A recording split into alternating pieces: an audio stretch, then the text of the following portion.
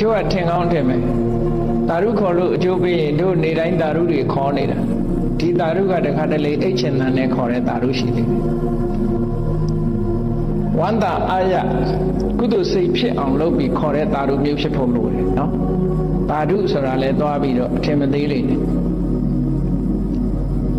950ထဲမှာပါတဲ့သင်္ခစဆိုတာရှိတယ်ဘုရားလောင်းကအဲ့ဒီတော့ကသင်္ခဆိုတဲ့ပုံနာတစ်ယောက်ဖြစ်တယ်လမ်းခရီးသွားတဲ့အခါမှာပိစိကဗုဒ္ဓတဆူကိုတွေ့လို့နေဘူးထဲမှာဖဏတ်မပါပဲနဲ့ရှောက်နေတာကိုတွေ့လို့သူစီးလာတဲ့ဖဏတ်ကိုကြာကြာနာနာဆေးကြောအဝတ်တွေပါတွေနဲ့ပုတ်ပြီးတော့တန်တန်ရှင်းရှင်းလုပ်ပြီးတော့ပိစိကဗုဒ္ဓခြေတော်ကိုဆွတ်ပေးလိုက်လူလိုက်တယ်ဒီဖဏတ်ကလေးစီးပြီးတော့သွားပါဗျာအဲ့ဒီဖဏတ်လှူပြီးတော့သင်္ဘောတက်တာသင်္ဘောကကမ်းကခွာ9 ရက်လောက်ကြာတဲ့အခါပင်လယ်ထဲမှာမုန်တိုင်းမိတော့သင်္ဘောပြက်တယ်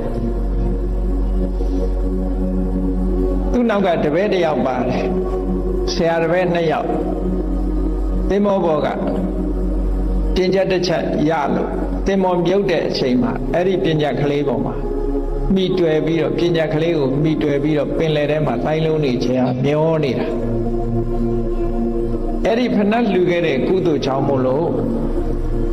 မြစ်ဆောင်နဲ့ပင်လယ်ဆောင်နတ်သမီးကလာခဲ့တယ်ကဲတဲ့အခါမှာသင်္ခပုံနာကိုသာကဲတယ်ကုသိုလ်ကြောင့်ကဲတယ်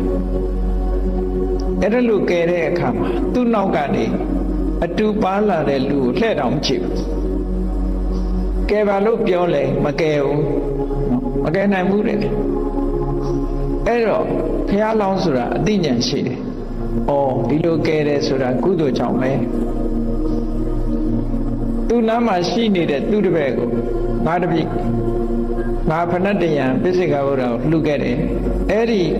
ကုသိုလ်ကောင်းမှုကိုမြင့်အောင်အမျှပေးဝေပါတယ်အမျှဆို။ဟိုကောင်ကတာရုလည်းခေါ်လိုက်ရော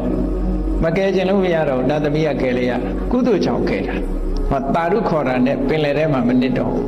။ဒါ950ထဲမှာသိခြင်းဖတ်ချစ်သင်္ခါစလို့ခေါ်တယ်ဆိုလိုတာကတာရုခေါ်တဲ့ကုသိုလ်လေးတောင်မှပဲဒီလိုအကျိုးကျေးဇူးတွေရနိုင်နေတယ်လို့ဒါကြောင့်မို့လို့ကုသိုလ်ဆိုတာအဓမ္မအရေးပါတယ်လို့ဒီလိုပြောလို့တာပေါ့နော်ကုသိုလ်ကောင်းမှုဆိုတာအားလုံးပါဒုက္ခအားတာဖြစ်